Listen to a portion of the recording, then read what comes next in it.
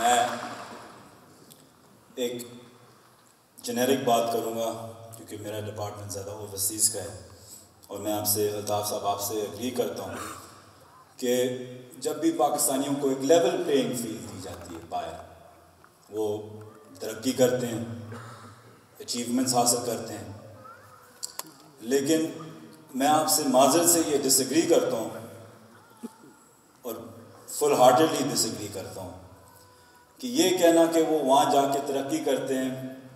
کیونکہ صرف ان میں وہ ٹیلنٹ تھا، ان نے ٹیلنٹ ان کو استعمال کرنے کی ایک پلیٹ فارم، ایک فاؤنڈیشن بار دیا جاتا ہے، اور وہ فاؤنڈیشن اس لیے دیا جاتا ہے کیونکہ وہاں کے ادارے قائم ہیں۔ پاکستان کے ادارے ہی قائم نہیں تھے۔ آپ اسی انسان کو پاکستان کے گرتے ہوئے حالات میں ڈالیں تو وہ کیسے ایکسل کرے گا جیسے وہ پاکستان میں، جیسے وہ باہر ملکوں میں کرتے ہیں۔ جو ہم کہتے ہیں کہ ہم مزید آگے چلیں، میں آپ سے اگری کرتا ہوں، ہم کو بالکل آگے دوڑنا ہے، لیکن ہم نے اپنے ماضی کی مسٹیکس کو سمجھ کے ان کو ٹھیک کر کے آگے چلنا ہے۔ ان کو ہم کارپیٹ کے نیچے تو نہیں ڈال سکتے، انہیں ہمارے جو انسٹیٹیوشنز ہوتے ہیں، ادارے ہوتے ہیں، ان کو کرپشن جو ہوتی ہے وہ ایسی، یہ کرپشن نہیں ہوتی کہ ایک انسان یا ایک پولیٹیشین پیسے بنا کے باہر جا کے اس نے فلیٹس خرید لیے، وہ بیسک لیول کی کرپشن ہوتی ہے۔ کرپشن کی ایسنس یہ ہوتی ہے کہ انسٹیٹیوشنز کو آپ بریک کریں، انسٹیٹیوشنز کو آپ ڈکے کریں، کو اروڈ کر دیں سسٹم سے، کرپشن یہ ہوتی ہے۔ اور معذرت کے ساتھ پاکستان میں پچھلے 20-30 سالوں سے یہی ہوتا جا رہا ہے، اس لیے آپ بزنس کمیونٹی میں آپ سے اگری کرتا ہوں سب سے زیادہ افیکٹ ہوتی ہے اس سے، لیکن اس سے غریب انسان بھی افیکٹ ہوتا ہے، اور وہ پاکستانی جو پاکستان کو دینا چاہتا ہے، چاہے اپنے پروفیشنلزم کے یا چاہے اپنے انویسٹمنٹ کے طور پہ، وہ یہاں سے پھر جاتا ہے اور کہتا ہے کہ میں دبئی چلا جاؤں یا لندن چلا جاؤں۔ تو میں یہ سمجھتا ہوں کہ ایٹ لیسٹ جو ہمارے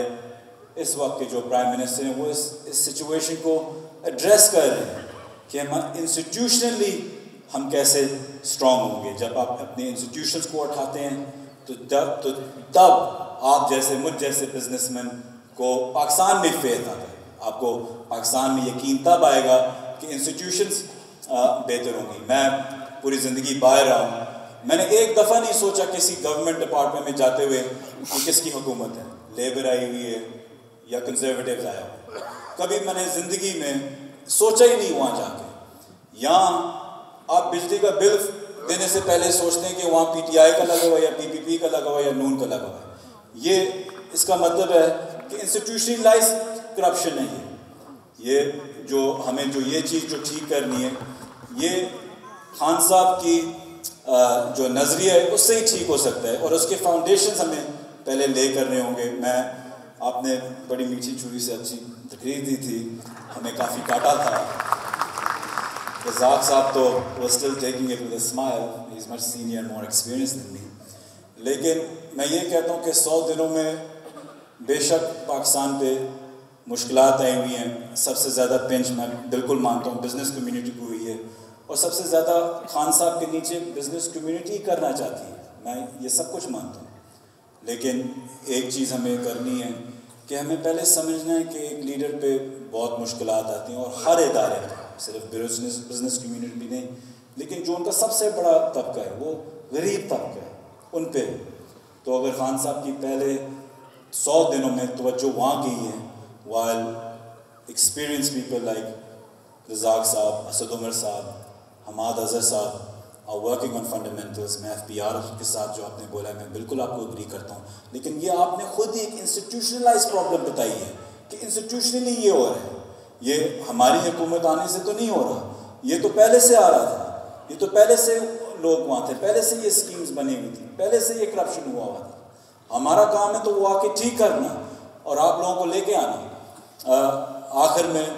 کیونکہ آپ نے ڈالرز کی بات کی تھی، میں نے رزاق صاحب سے پوچھا تھا ڈالرز کی بات، فیکچولی وہ سارے بتائیں گے کہ الحمدللہ